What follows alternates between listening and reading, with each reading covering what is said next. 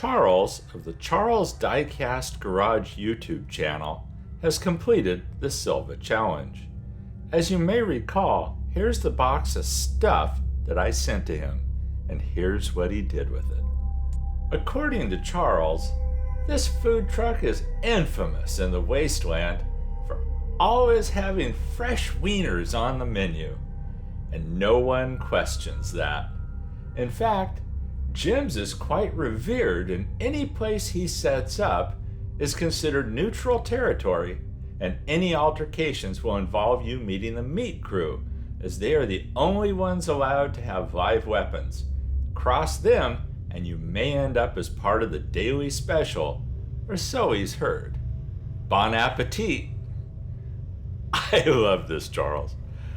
And yeah, I was wondering what you'd do with the food truck, and you doubled it up. And yeah, naturally I like the theme. Anyhow, everybody, I hope you love these builds as much as I do. Go check out Charles' YouTube channel, his Instagram page. Everybody stay safe and healthy out there. And thanks again, Charles, for taking the challenge. And I'll catch you in the next one.